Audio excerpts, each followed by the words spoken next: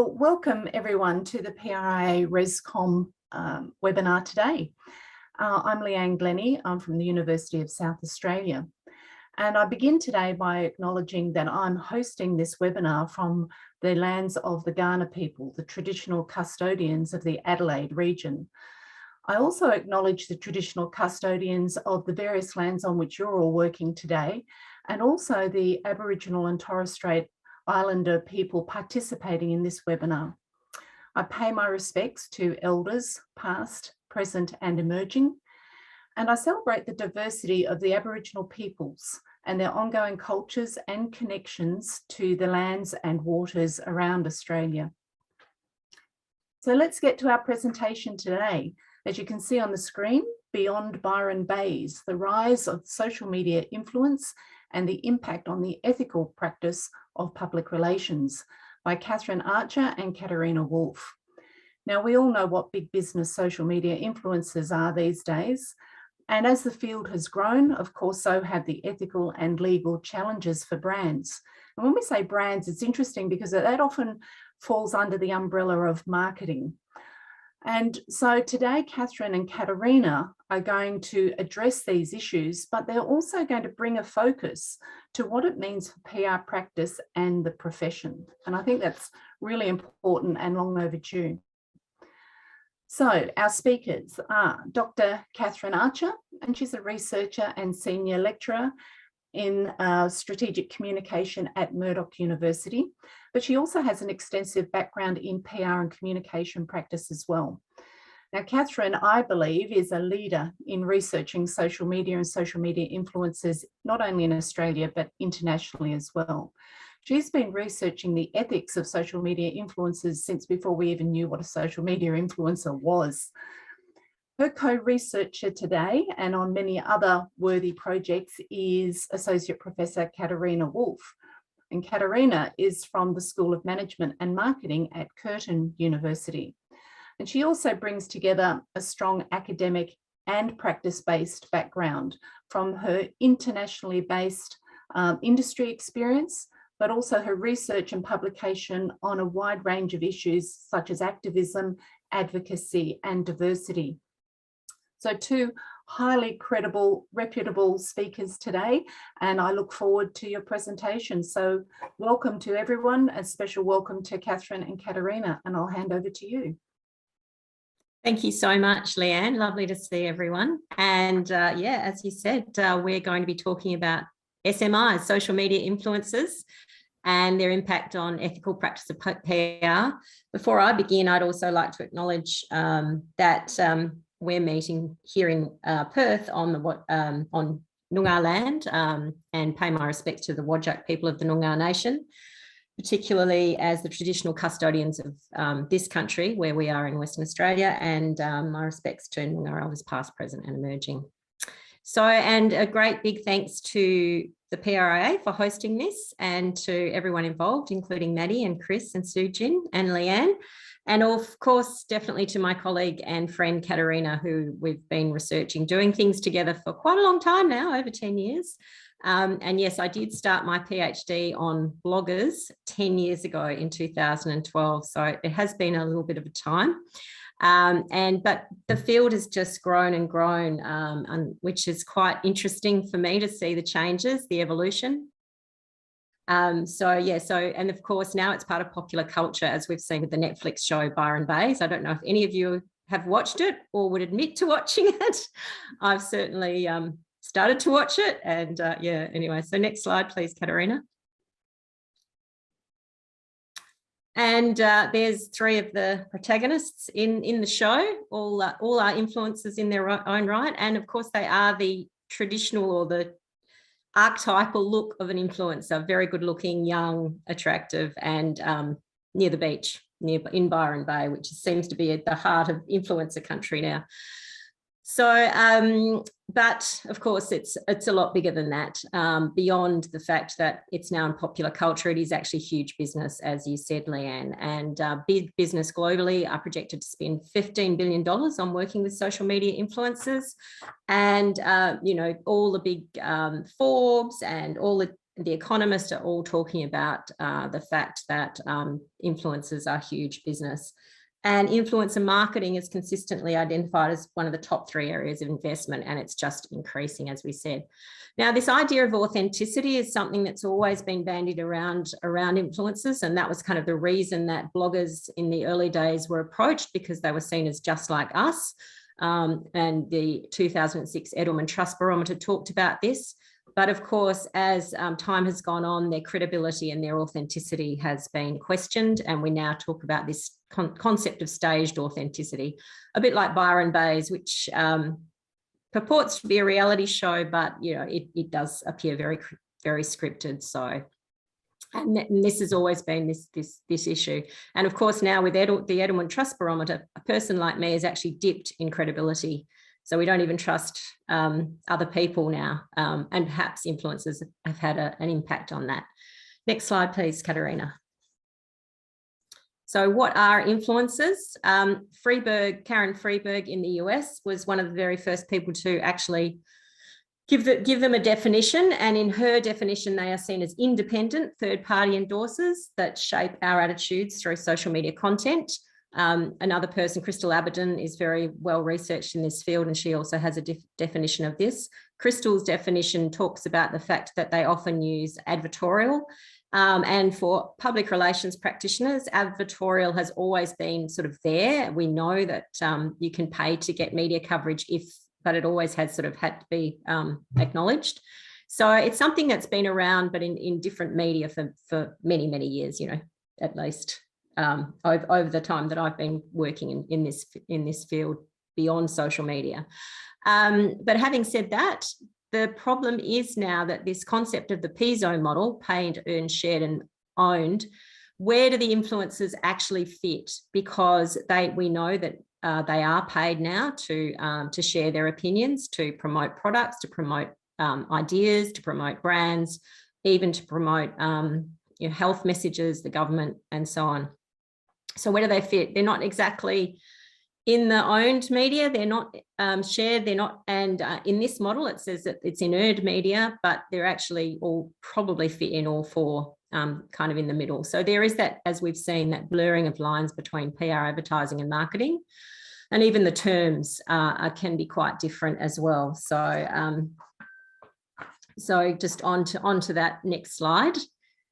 A recent study by Claire Davies and Mitchell Hobbs in Sydney, both Sydney academics, they did some exploratory research in Australia with, I think it was just under 10 PR practitioners, and they basically found that because of the environment, it means that practitioners are more likely to perhaps look for control and look to use covert messages and persuasion rather than the dialogic approach.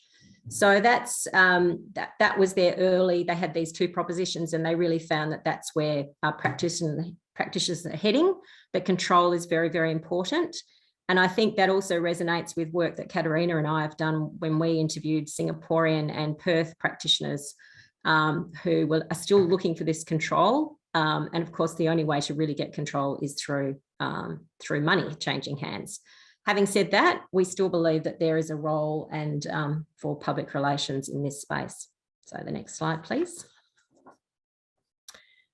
And also, even though there has been some work done, there has actually been very little research in the PR field, which is quite interesting when many practitioners are doing this work. The PR review, there were 2 quite similar reviews of all the social media research of the last 10 years between 2010 and 2020. And both of those reviews, systematic literature reviews, found that there was actually very limited research on the role of social media influencers in PR. Not sure why that was, whether it's sort of seen as the too hard basket, but yeah, it was an interesting one. So that's where we're hoping to continue to fill this gap as we go along. Thanks, Katerina. And we know, of course, marketing encroaching again. The influencer marketing term has basically become the standard term. So much so that all the big PR agencies, the worldwide ones like Edelman, Weber Shandwick, which I know today has changed their logo just in the last few days, and others use that term influencer marketing. So that's really quite interesting, even though it's still very much part of public relations remit. Moving on to the next slide.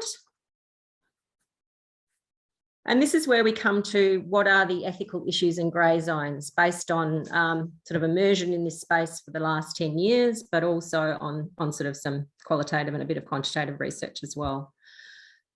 The limited lack of screening and selection protocols, often it's seen by some agencies as an advertising thing. So you just go out and get the top influencers, but particularly, for example, the Girls Make You Move one was a classic one, where some of the influencers chosen by the agency for that federal government campaign had also, had in the past used alcohol, been very blatant about that, used racist comments. There was a lot of red faces around that campaign, so much so that the government said, we are not going to ever use influencers again. So they said there would be a ban, the federal government, on using influencers. I don't know if that's still the case, because I know that, state governments certainly use them for tourism, particularly when we think about the quokka selfie. That's definitely been using influencers, paid influence. So that's an interesting one. Other governments aren't so worried about it. I know Indonesia's paid a lot of money recently to use influencers to promote vaccinations. And I've actually got a student working up there, working for one of the big agencies, and she's talking about the AstraZeneca rollout in Indonesia. We're talking to her soon. One of the other issues, of course, is the personal ethics of the influencers involved. And so there's this duality, and then you've got the readers as well, or the followers.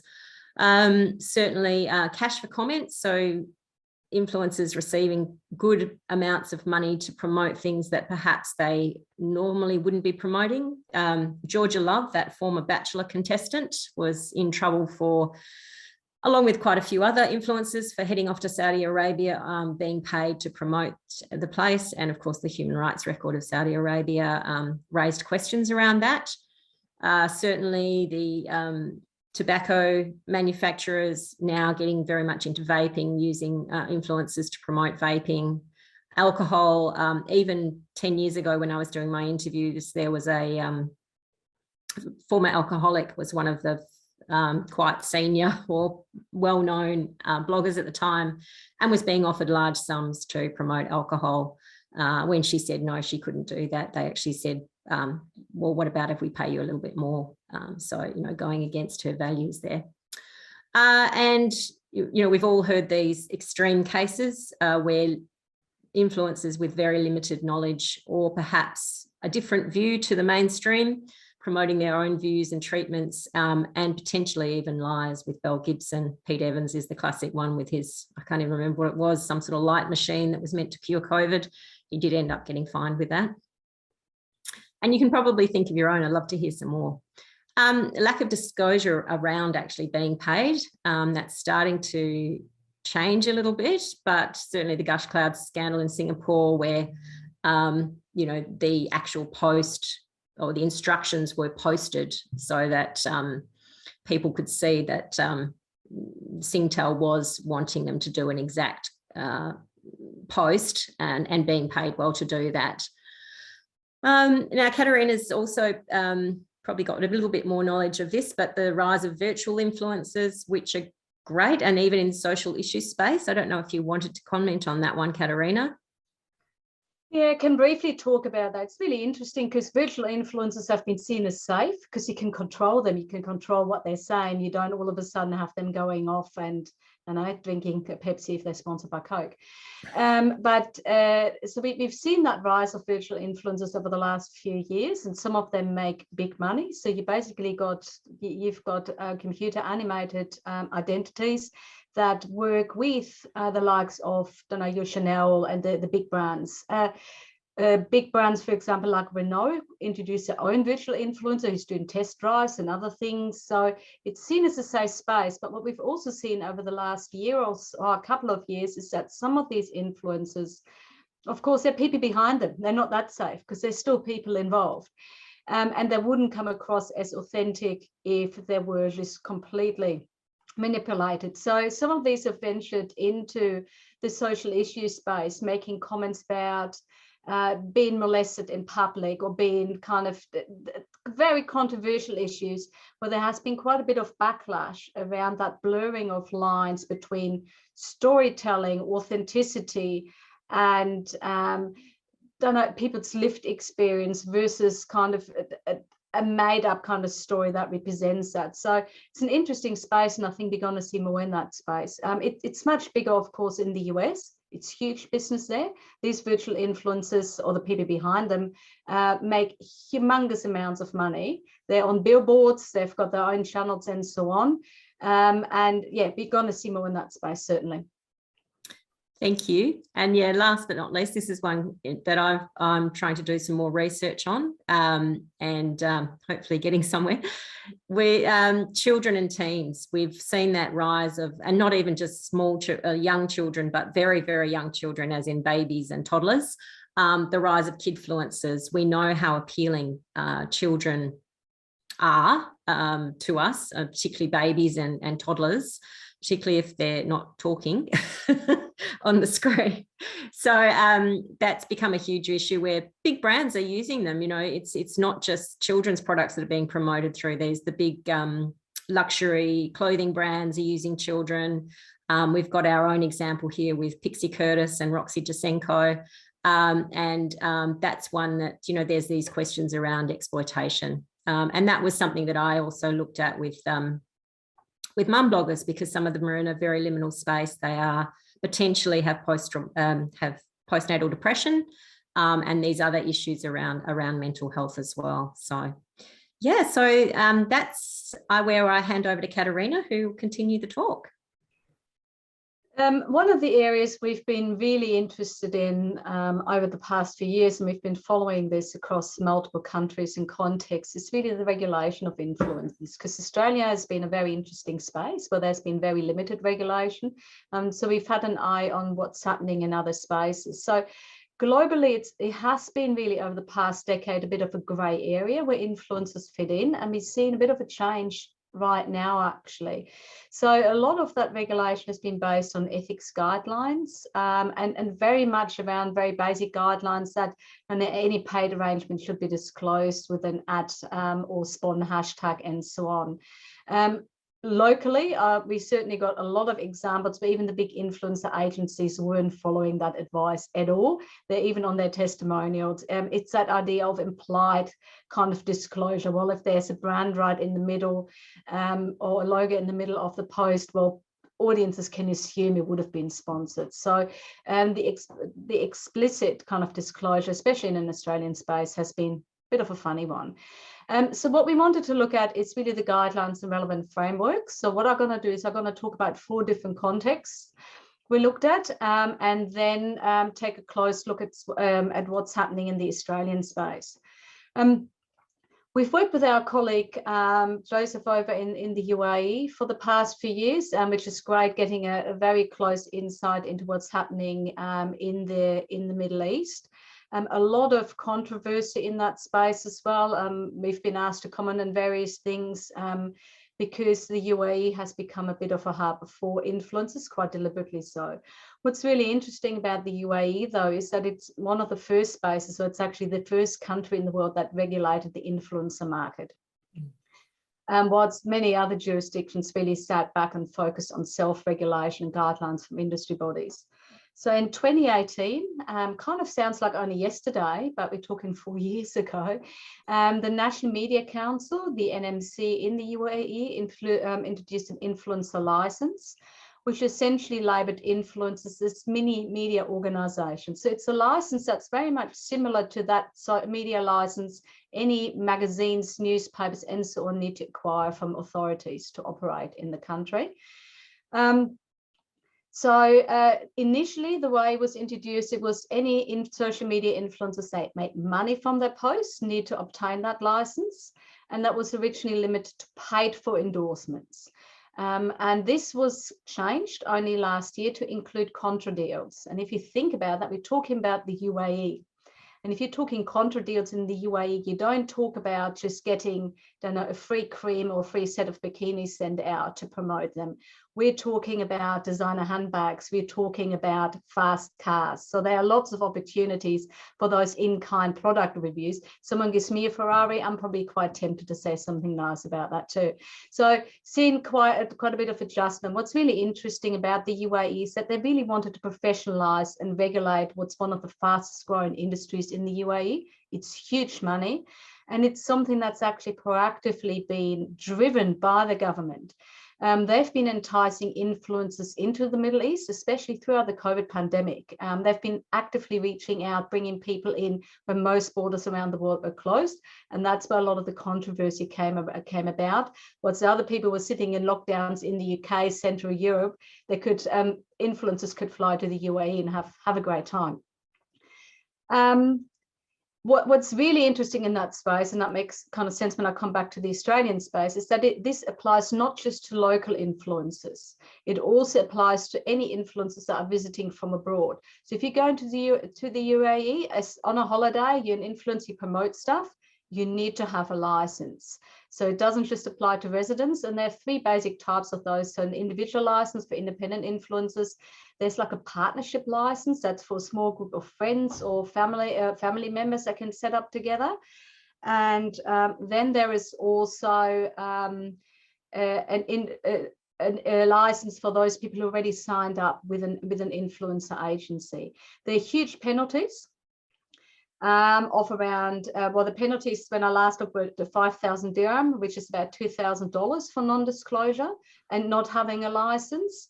There are also verbal warnings, official warnings, and they can actually close down whole websites and accounts. And if you think in UAE, it's not a toothless tiger in this regard. The NMC, these things happen fast, and there's immediate action.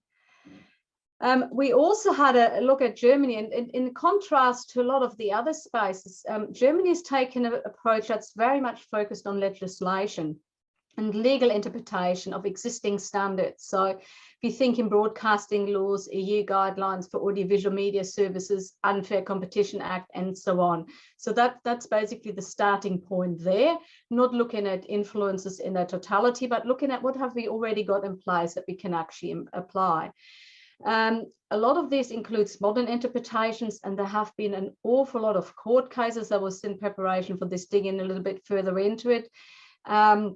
What they're very much focused on is embedded links to brand-owned websites and or social media profiles as an indicator of affiliation. So people have actually been pinged for not being paid for posts, but for openly promoting either themselves or the brand. And that's actually been taken up in court, and there have been fines. The disclosure requirement relates very much to the promotional nature of the post. And as I just said, it's not just about promoting the brand. What they also looked at in some of the cases is promoting your own personal brand and your own influencer business. So if you think you're getting some profit out of it, it might not be money, but it makes you look good. Well, that's a commercial interest. So very interesting takes in that space. What's also interesting there is that there's a Bundesverband for Influencer Marketing that was founded as far back in 2017, which represents the industry, mainly agencies and companies, but also to a certain extent individual content creators. Where in the US, influencer marketing kind of falls under the Federal Trademark Commission, which is a consumer protection body for the US government. That requires influencers to spell out any financial or personal relationships with a brand. They're very much focused on monetary exchanges as well as gifts to a certain extent, discounted products and other incentives. So if you think about kind of kickbacks, promotional codes, if you get something in return. What the FTC has traditionally done is they've written to influencers to kind of warn them to clearly disclose their relationship with brands when promoting or endorsing products. And that was initially seen as quite effective. Going, hang on, there's an official letter from the government. You better watch out what you're doing. What they've done earlier, I think this year or late last year, was they've actually started to focus more on brands rather than influencers. So they've explicitly written to brands, warning them of significant civil penalties and fines of up to, $43,792 per violation. And that's really an indication of the stepped up efforts, but also that shift there, that the power is increasingly sitting with the brands, and that this is really where the regulation can more likely happen than with the individual influencers. You can take an influencer down, far more impact if you take a big brand down. What's also interesting in that space is that the American Influencer Council was launched in 2020 to unite and represent the most prominent, and they're focused on the most prominent US-based social media influencers. It says it's the only not-for-profit membership trade organization in the US, but its focus is very much on promoting the industry, so justifying the industry, the need for social media or social media influencers, and why they deserve greater recognition, visibility, and continued business. And they represent basically anyone from Instagrammers, TikTokers, Snapchatters, YouTubers, pinners, bloggers, podcasters, photographers, name it. Anything you never heard about before either. So to me, it's very much a profile raising activity, what they're doing there. And that contrasts something I'm going to talk about now. So in the UK, US and UK were very much tracking across along a similar path, and there's been a bit of a kind of split there, which has been quite interesting. So the UK to us initially looked very, very effective in reining in influencers. There have been a number of cases that gained quite a lot of profile and interest and coverage. In the UK, we're looking at the Competition Markets Authority that has initiated an investigation into disclosure, and they've done similar in the US. They've sent out warning letters to influencers quite a few years back, warning them basically that they need to step up their game. Not that much more happened on the back of that. What's really interesting there now is that they've actually acknowledged that more needs to be done in that space. So far, they've mainly relied on the Advertising Standards Association. And their argument is we can't hold people legally responsible, but we can name, or they can take them to court, but they can't quickly apply fines. So their focus has been very much on naming and shaming. What the CMA is now asking for, and they're proactively lobbying MPs, and that's as early as as recent as a couple of months ago, they're seeking legislative power to enforce consumer protection laws and fines for non-disclosure of commercial arrangements.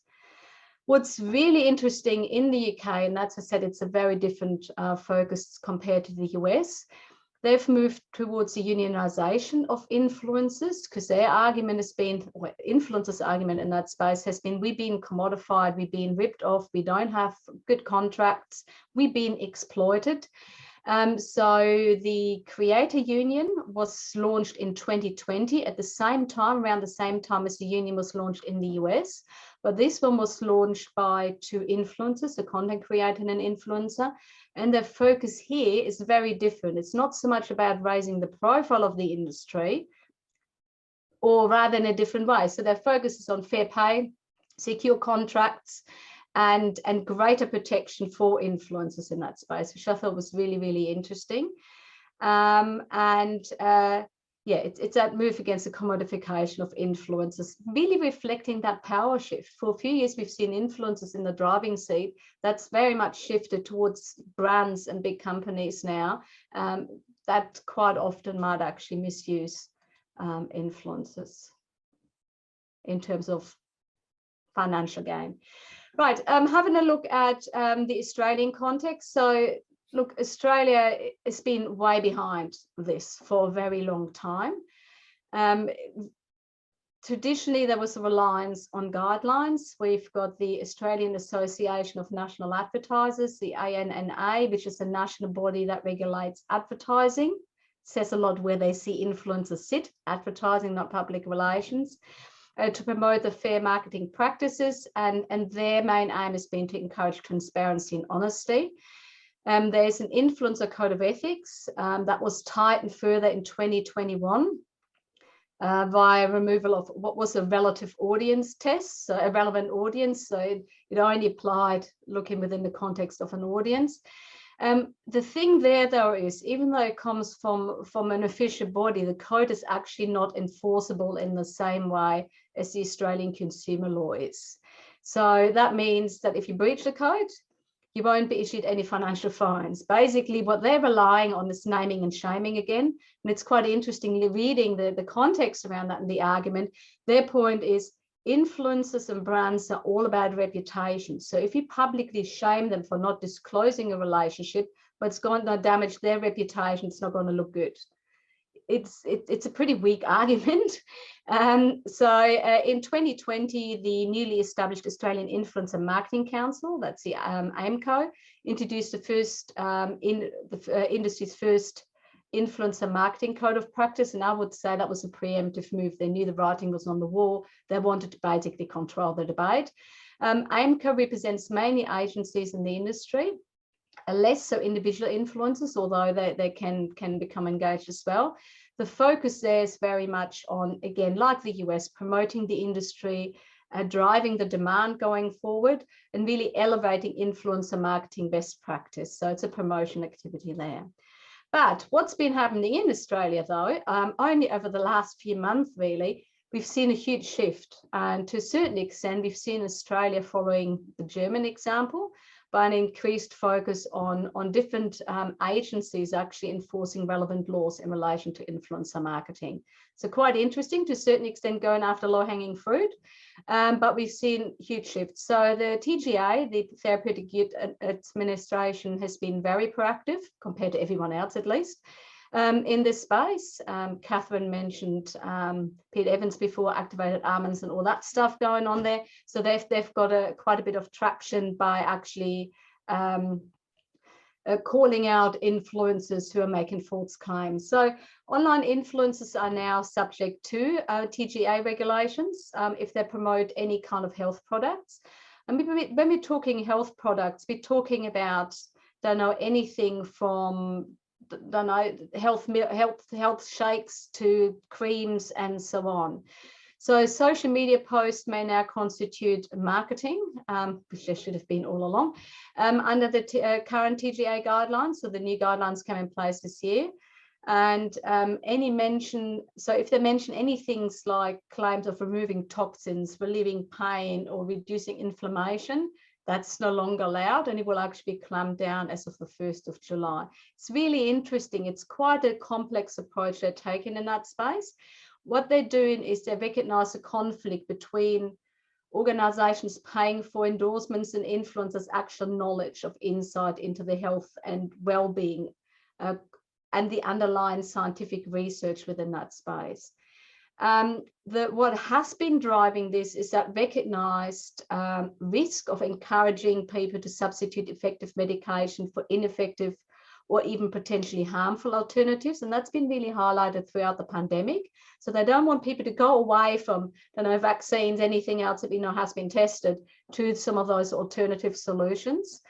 And as I said, from 1st of July, influencers won't be able to promote health products based on testimonials. This is really interesting, and that includes free products as well, because influencers can still be paid or receive payment to support or endorse a product as long as they make it clear that it's been paid for. And that excludes all prescription-based pharmacist-only medicine, as it always has. What they can do, though, once these new changes come into place as of 1st July, is they can actually talk about the effect of that product. So they can say this herbal product promotes hair growth, but they can't say my hair grew 5 inches after I used this. Yeah. So it's those testimonials from consumers that they can no longer use. So it's really interesting. And the other big thing to highlight there is, because it's an Australian agency, big limitation is that these regulations won't apply to influencers or brands that are based overseas. So all bets are off in that space. The other space that's gained a lot of interest over the past couple of months is really Finfluencers. So who are Finfluencers? For those of you that might not know and are not in that space, they're social media content creators who talk about money, budgeting, investing, think about barefoot investor, people in that space. We're talking about hashtags like FinTalk, Stock Talk. There is a lot of, and you see TikTok is dominating in that space, really. Most of these people, the reality is, do not have a financial services license. And that's really where we see ASIC come in. To a certain extent, ASIC in Australia are following the UAE and, in terms of licensing of influencers, because what they're calling for is for people to actually get a financial services license if they want to operate in this space. So it's only early this year that we saw a crackdown by ASIC on unlicensed financial advice, and apparently it's called out lots of Finfluencers. There's a threat of jail time, there's a threat of fines if they talk about stock investment funds and so on. Look, and it is arguably justified, that move. If you're thinking about that space, in 2021, 28% of young people said they followed at least one Finfluencer on social media. 64% reported having changed at least one of their financial behaviors as a result. And it's estimated that about 435,000 new investors bought stocks for the first time last year. 18% were younger than 25, while 49% were between 25 and 39. So it's that young market that's really paying attention in that space. So there is a huge risk if you've got people who don't really know what they're talking about. Some might. And to give you an idea how big this is, on TikTok, the hashtag FinTok, which is used by Finfluencers like Queenie Tan, has attracted more than 400 million views, while StockTok has 1.4 billion views.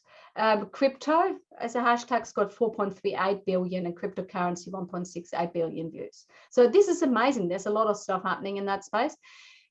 And there's quite an interesting range of people there. So you've got, for example, one of the most prolific Finfluencers in that space is Alex Nikolic, who's a full-time corporate lawyer. But she also makes about $4,000 a month from her Broker Wealth Instagram and TikTok accounts. She argues, so despite her 70,000 followers, she doesn't actually take any money, and it's not officially affiliated, but it will have implications. There's a big gap though, and this is a humongous gap, even bigger than for the TGA. ASIC rules do not cover cryptocurrency or property. Just imagine what can possibly go wrong in that space, and look at some of those really trending hashtags. So to wrap up my bit before I hand back over to Catherine, look, there's essentially nothing really new. Legislation is catching up slowly. Influencer space, really through PR lens, isn't actually that new. PR has been very, very slow to claim the influencer space as an industry, and it has been temporarily hijacked by marketing and advertising. We've seen that shift into an increased focus on cash for comments.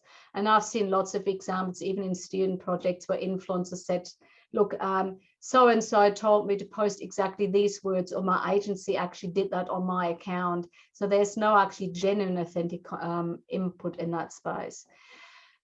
Arguably, public relations has always been in the business of influence and influencers.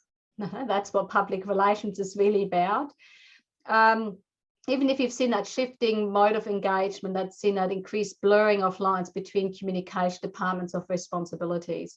So authenticity is a key in the influencer space, but the way authenticity is understood varies. So coming back to Byron Baes, just a classic example of staged authenticity, which is executed actually rather poorly, despite the claims that it's all authentic and genuine.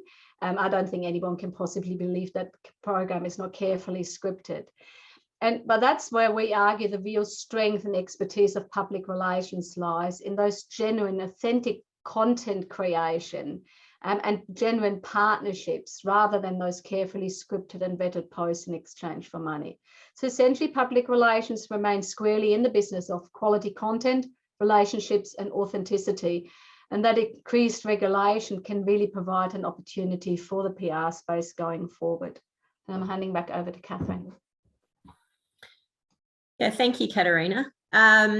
So yeah, increased regulation is important, and it's something that we've been arguing for quite a few years. Just the writing was on the wall even 10 years ago that there needed to be more rules around things, because yeah, there's always those people. If there's no rules, then people tend to sometimes some people tend towards the unethical practice. I think it is important that we do take more time to claim this space. And I think that the Public Relations Institute of Australia has not been a leader in this space. They haven't published anything on their website. They haven't done a heck of a lot Now, perhaps I shouldn't be so much of an armchair critic, and perhaps there is a realm for us to actually be leaders and help shape, even looking at our code of ethics and perhaps making more time and space to spend. Where should we be going with this? So I think the PRA needs to step up in this space, definitely. So current and future research, I've just at the moment been going back to some of the women that I interviewed 10 years ago for, you know, my PhD, to see their views on how things have evolved. And certainly I have done some initial interviews with about 5 influencers. Some are still, some of them don't even like that term. They started off as bloggers. They started off with reasons for connecting. It wasn't necessarily about money. As they said to me, they made it up as they went along. There were no rules. It was very much they were writing the script. They weren't following any, there weren't any videos or anything to say how to blog. There wasn't even conferences at that point. And they started their own. So it's really interesting to chat to them, and some of them are quite derogatory about what's gone on and the impact of things like Instagram. Something that we haven't talked about is the fact that the platforms also should be taking some responsibility for this. And I know that Meta, Facebook, Instagram, whatever you like to call it, has attempted a few PR moves, if you like to call it that. I hate to use that term, but have done some things where they've said that they won't allow certain things on their platform as a way of distancing themselves from the harm that that Instagram could be said to be causing. So certainly they've been quite vocal when I've been talking to that. The other thing that Katerina and I have been looking at, particularly Katerina's idea of this typology of influencers, it's not just about how many followers they've got. It's much more nuanced than that. So I think that's really important too. So with that, having said that, I think we're just about happy to wrap up, and I would say take some questions. We do have some references there, and we'll put the PDF on the page, on the Educom page. So thanks everybody for listening in. I can't see how many people are there, but hopefully you've got something out of it from our perspective. Thanks so much, Catherine and Katerina. And yes, we do have a good audience there. So I would encourage you all to put up some questions for our speakers. Waiting for those questions, I just want to say that was a fantastic presentation. It was full of detailed and I think really crucial information that is excellent, not only for our practitioners need to hear it, but also for students and of course other academics who aren't necessarily researching in this field. I think importantly, it shows that the applicability and the relevance of academic research to practice. So thank you so much for all of that. Perhaps again, while we're waiting for some questions, I could start. Catherine, I'm very interested in your views on the PRA's role here. And I guess I've got a multi-structured question. One, who is the PRA actually representing in this? And I've always been intrigued by the social media relationship with our PRA code of ethics, because in one reading, I sort of see the code of ethics as general enough to encompass that. It talks about truth and transparency and all of those important issues. So do we need a different code, or do we just need perhaps to talk about how the code fits with this new world? Yeah, and not necessarily a different code. I think there needs to be a focus and perhaps some guidelines specifically for influencer relations. So that would be useful, I think. And just to acknowledge that these relationships exist, and often money is changing hands. Well, most of the time it is now. So, you know, what is appropriate, and really just get that think tank happening. And develop some guidelines for practitioners as a voice to give us a voice in this space, because we've been pretty voiceless so far. So yeah. Just to add to that, it's interesting. I like your question, Leanne, because it really gets me thinking. Because of course, the PRA is a membership organisation focused on individual members. But then again, we also got a very strong agency representation via the RCG, which sometimes might have different priorities and interests. So it's a very interesting discussion to have, I think, going forward. Thanks for that. We've actually got some brilliant questions that have come in from our audience, and I'm not sure whether to start from the start, but I think if we could lead on to Katie, who has asked, are opinion leaders held to the same regulations as influencers? Our opinion leaders, well, yes, opinion leaders, I guess, and that's where that definition of influencers, we have this image of a Byron Baes personality, but, you could argue that someone like Mark McGowan is an influencer. He influences our premier as an influencer. So yes, opinion leaders who are on social media and who have a number of followers, yes, they still need to be held to the same account. I suspect it's a bit of a tongue-in-cheek comment there, but yeah, perhaps. Are they not? But the interesting thing, coming back to the earlier comments about the federal ban on using influencers in promotional activities, that does not apply to celebrities. So you can have your Hamish Blake and Zoe Foster promoting Tourism WA. That's absolutely fine, because the government is happy to have celebrities in there, but not influencers. So I think it's that shift of understanding from a public relations perspective. Anyone who's got influence is an influencer. Rather than separating that out in just reducing influencers to social media influencers that kind of exist in their own little pocket but don't venture beyond. So I think that there needs to be some rethinking in that space as well. But in terms of the legislation, it would apply to people across the board. In contrast to that, we've got one participant who asks actually if we do still really need to use influencers. Yes. The answer is indeed. It's just because it's difficult. As Katerina rightly pointed out, public relations has always been in the space of influencers. We certainly still continue to use to work with media to get our stories out there. We've always worked with, whether it's been town halls or whatever, working with those people that will have an influence on opinion. So and certainly in any particular niche, depending on your target audience, they can be highly effective. So but it is doing that homework, doing that research. It's what we tell our students all the time, of course. So I don't know whether that might have been another tongue-in-cheek question. So I think there's a few of those there. Yeah, I think it comes back to how you define influencer. Again, I'll be just talking about influencers, social media influencers, so it's kind of pop-up celebrities, people who kind of build a large following, while we're talking about influencers in the traditional sense. And that's why we're talking about typology, rather than talking about micro, macro, nano influencers. Who cares about their followers if they don't actually engage? You can buy followers quite cheaply. As various politicians have shown us overnight, their social media profile just explodes. It's about redefining or going back to basics. What's an influencer? And quite often it's those nano influencers, those community-based influencers that we forget about. And I think COVID has really shown us that the focus is always on big ticket items, but what about those people who are influencers in their local communities that can really sway people and bring about change? So I think it comes all back to how we define influencers.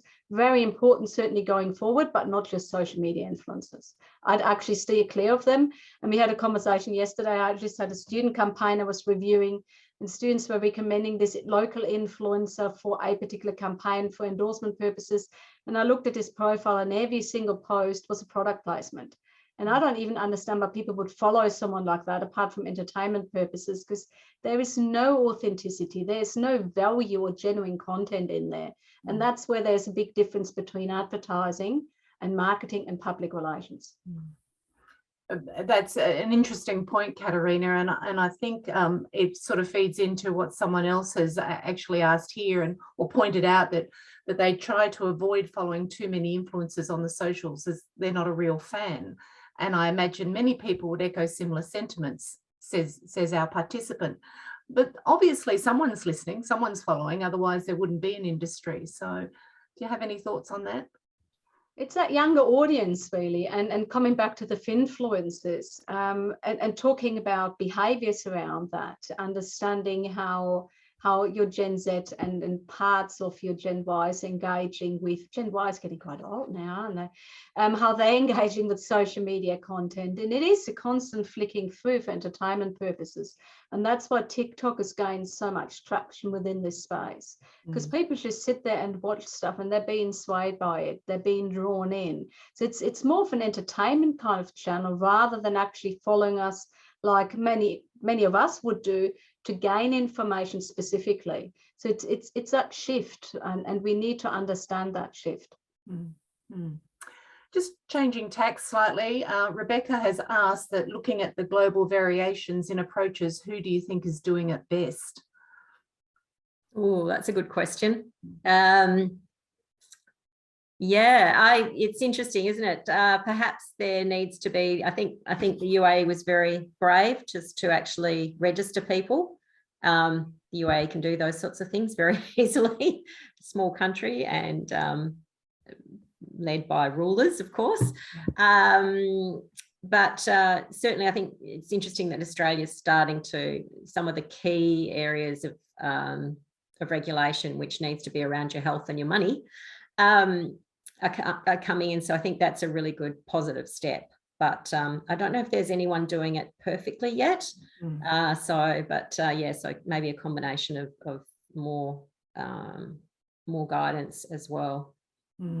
Yeah, my take on this is the kind of the initial perception or the initial approach to influencers with all the guidelines in the UAE approach was that they're operating in their own kind of, it's their own little field that's operating kind of separate to everything else. The reality is that influencers are so many different things. And trying to have one set of guidelines for all of them, it's going to make it very difficult. Or you water it all the way down to say any disclosure. To a certain extent, I think, and the problem with the laws, it's always so far behind. And we're also looking at government agencies that are very much toothless, a lot of them in Australia. I mean, ASIC hasn't had, lots of success in actually pursuing people and taking them to court. But personally, I think it's probably a step in the right direction. You can't just treat influencers in isolation. There's far more to it. And we need to kind of separate them out and look at different practice areas of what needs to be expected of them. My problem is dealing with them just as an advertising channel, because again, there's so much more to it. But I think it's fair enough to say if you're operating in the financial space, you're making your money in that space by providing advice, well, then you need to have the background. So, I think it's a step in the right direction, but it will be interesting to see if there's actually enough in terms of resources in the background to implement those changes and really persevere and demonstrate the government is serious about this. That actually feeds into two quite different questions that we've got here, but I'll start with the one from Anastasia, who says, are there any more insights on using influencers in health communication or things to keep in mind as we are to engage with them post 1 July? I think, so after 1 July, what should we keep in mind? I think definitely really reading the fine print of the announcements from the TGA, and even contacting the TGA for guidance would be a good move. I'm sure Anastasia's thinking the same thing. And yeah, just being really careful around that testimonial versus just a paid endorsement as well. So there was a bit of backlash from some of the social media influencers saying, I'm not even going to be allowed to say that this sunscreen, and that's, I'm really worried about that. This sunscreen's done a great job, but yes, they can still be paid. It's just they can't actually say, as a result. And they can still say something if they don't get paid for it. That's right. Yes. That's right. We're all free to say within the rules of, going back to the bloggers, that's how it started. People were finding products they really enjoyed and saying, this is actually great. just to give something back to their audience and share some knowledge rather than getting kickbacks for it. So, and I think it's also really important with the TGA to keep in mind that this is about product and services. So there's far more to health communication that actually hasn't been covered. And that's about health promotion, behaviours, and so on. So there's far more in that space. And I think the other thing to keep in mind is that a lot of it is still an unregulated space. So even though platforms have guidelines in regards to, your sin products, your alcohol, your tobacco, or your smoking, vaping, full stop, that stuff is still out there. We've done some research in that space in terms of vaping. There's huge amounts of content out there, and it's not being pulled off by the platform, but also country-based legislation can't do anything in that space. So I think this is the first step, and we will see some further refinement, but much, much more is needed there in terms of public health as well, beyond just product promotion. And, the other one is, of course, you always go back to media literacy for training people, training our students, training younger people who are on TikTok at the age of 8 about these things, talking to the educations, and, the primary school teachers roll their eyes because it's one more thing. But it is the reality that we do have very young people now on these platforms with their own phones, and they are being swayed by things, looking, as you said, Katarina, gaming influences in the gaming space are huge. So I think the other thing is, that things like plastic surgery, huge amount of product placement there going on. Even I know one of them, and again with people in that sort of vulnerable space, new mum, getting the or following these other mum bloggers or mum influencers. What are they getting done? Lots and lots of plastic surgery. So it's something that is definitely being used out there. What's interesting in this space, and I've only just become aware of it, some of you in the audience might be far more aware of Dove's latest campaign. And you can kind of imagine where it's going, but they're actually looking exactly at that in terms of literacy and educating young children, basically, and young adults, probably more children. They involved parents, especially mums, and use deepfakes and actually put messages into their mum's kind of videos that they certainly didn't say. And then had a conversation around deepfakes, how the ideals around beauty and how it's been misconstrued, unfollowing people if it's not healthy, if it doesn't make you happy, get rid of it. There we go, decluttering. So there's some stuff happening in that space. It's really interesting that we need to rely on a soap brand to do this kind of stuff, but there's certainly more to be done in terms of education. Look, we're quickly running out of time, but there's one question I really want to ask, and Katarina, if you have to go, that's fine. But one asks about measurement. Do you think there will be any regulations or auditing around the measurement of influencers? How many followers are real followers? How engaged are they? And is it real engagement? Yeah, I think definitely that's where we need to do our homework and our research, and as much as you can rely on computer programs and sort of some of this automated stuff, actual doing the hard work of talking to the influencers and doing your due diligence is really important if you are going to talk to influencers and work with them for a campaign. So yeah, I think that's definitely measurement, and then measurement around impact. There are, of course, programs out there, but definitely I think that's something that needs to be thought through too.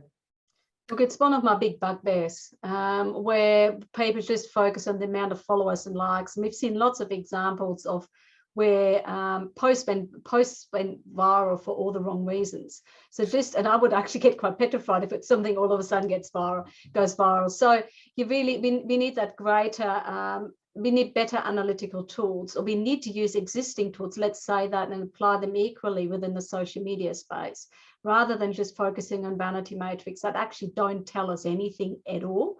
So it's digging deeper and really looking at outcomes and impact, and also looking at what were the objectives set to start off with. Did we actually achieve them, rather than just trying to go viral and have lots of followers? Again, you can buy followers quite cheaply, doesn't cost you anything. There's a lot of controversy around people getting bought followers, by people who don't like them to make them look fake.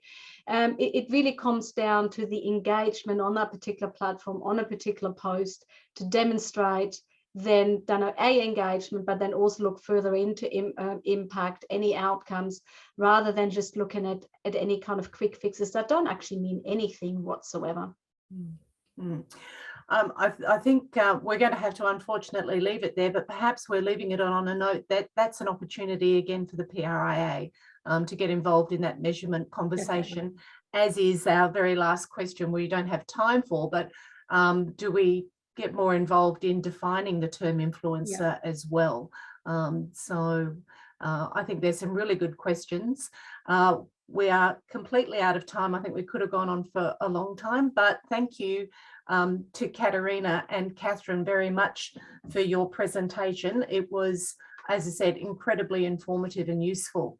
I'd also like to thank the ResCom team, Chris Cosson and Sojin Kim, for running these sessions for us. We very much appreciate your work there. And I have to thank Maddie as well in the background, pulling all the strings to make it happen. So I've probably forgotten to thank someone, but all those involved, a great session. And just a reminder to go to the PRIA Educom site where you can see this content and more other fantastic presentations over the year to come. So thanks everyone for your time today. Fantastic. Thanks, Thank you. Thank you. Thanks, and good luck. Have a great Friday and weekend.